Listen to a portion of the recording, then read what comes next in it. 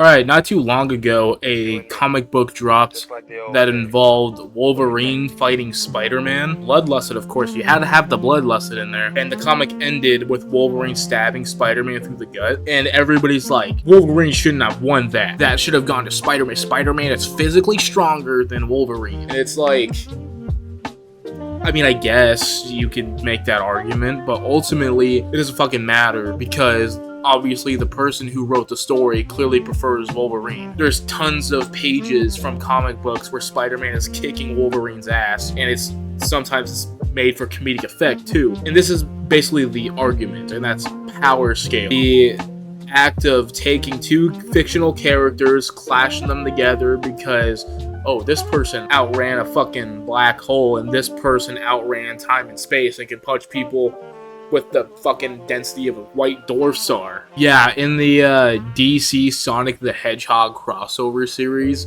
all the Sonic fans are fucking raving about the fact that Sonic is faster than the Flash. And then the Flash fans are like, hey, fucking Flash can do this and Flash can do that. And then all the Sonic fans are like, in the Archie comics. And I'm sitting there like, dude, it doesn't fucking matter. Stan Lee brought it up perfectly. He's like, it's whoever the writer wants to win.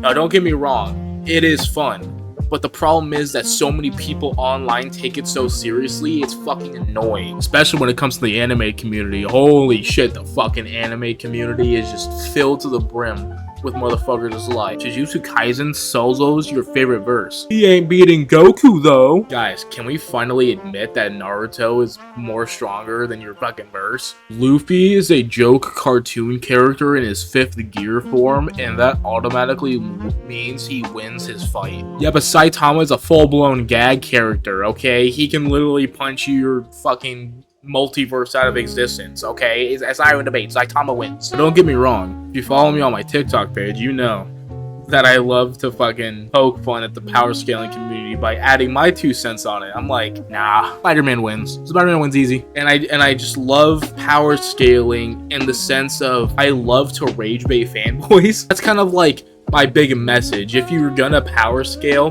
do it for fun. Don't try and like act like you know everything about this one fictional place. Don't try to act like you know everything about this one fictional character. Like, there's this one TikToker that I've seen. He was in some kind of power scaling debate with this other dude, and he was like, Captain America is strong enough to lift an entire car and slam it, even though that version of Captain America wasn't canon. It was like, yeah, but he still did it at some point. And he's like, guys, I can say this because I've read every Captain America comic. And it's like, no, the fuck you have not. And people have these debates like they're always gonna end well. It's like the person who still thinks Batman is gonna beat Spider-Man is still gonna think Batman beats Spider-Man, no matter what your argument is. Spider-Man's lifted a fucking subway train and fucking slammed it on somebody. He lifted an entire tank. He carried a building. They're still gonna say, yeah, but the Hellbat suit. The people who still think Spider-Man beats Batman are still gonna think Spider-Man beats Batman. No matter what kind of point you can think up in your fucking brain, you're not gonna change anybody's mind. So the best thing you can possibly do is rage bait them. I'm gonna bring up the Wolverine versus Spider-Man comic again. There's this one guy. I've seen him once before on my For You page on TikTok, and he was like, guys, can we finally fucking agree that Black Panther beats Spider-Man? I'm tired of all these Spider-Man fanboys crying and bitching and moaning about how Spider-Man can be this character. Listen, you cannot beat Black Panther. And in response, I went into the comments on the video, and they added a feature where you can put pictures in the comics. And I got that one panel. It's just a tiny, tiny panel of the Avengers issue where Spider-Man fights the Avengers, and that includes Black Panther. And it's the panel where Spider-Man double kicks Black Panther so hard he turns into the crescent moon. And I put that in his comment section, and he has never replied to it. He was replying to every single comment under that video, not mine. The Wolverine versus Spider-Man video came out, right? And then he starts boasting, like he's like, ha ha ha ha, see, I fucking told you, Spider-Man is not as powerful as you all think he is. Spider-Man cannot beat Black Panther. And then everybody in the comment section understood the assignment. They all commented damn, Wolverine can also beat Black Panther, and then he was like, no! You love to see it. You fucking love to see it. As nerds, you have like a primal instinct to think that you're better than somebody else because you think you're the bigger nerd. It's like a fucking hierarchy thing. It's like you're wearing a band shirt, like a Nirvana shirt, and then some fucking weirdo walks up to you and he's like, name 5 Nirvana songs. And the other guy's just sitting there like, fucking, dude, this was a Christmas gift. And he was like, see, you're a fucking poser. It's like when it comes to communities, it's like we all have this urge to like say, hey, I have less of a life than you do. People will cry, bitch, and moan over the death battle videos. Like, hey, this one is not realistic, this one's not realistic. But all of a sudden, their favorite character finally wins a death battle video, and it's like, this one's accurate. This is one of the few death battle W's.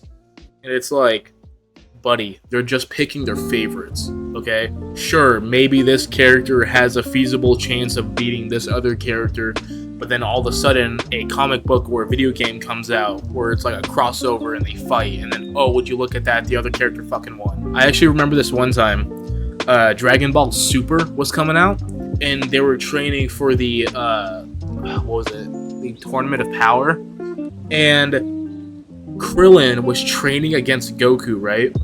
And then Krillin was like, Goku, don't hold back. And then Goku was like, okay.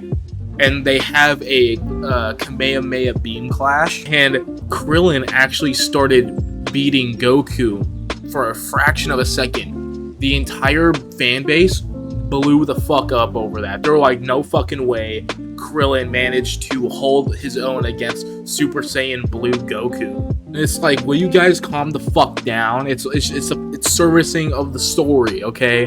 He didn't even beat Goku. He just held him back just for a second, and it's like, holy shit, you guys need to chill the fuck out. But I will say, what I do think is hella funny is that anytime Homelander is paired up against a fictional character, everybody all of a sudden unanimously agrees that Homelander loses 10 times out of 10. I do think that's hilarious. But yes, if you're online scrolling through Instagram or Twitter and you see somebody say this character can beat this character, I want an uproar of nuh-uh. Nuh-uh. He's not beating this character. Do you want to know why? Because I don't read that character. And to me, those feats don't exist. As a matter of fact, fuck you. This character's my favorite, and all of a sudden, I say this character wins because I say so. Like, I have my hot takes. You know what I mean? Like, for instance, I believe the Flash is the most powerful member of the Justice League. I think if he really wanted to, he could beat Superman. You might disagree with me on that. No fucking way. Hellbat 2 Batman? Superman 1 million?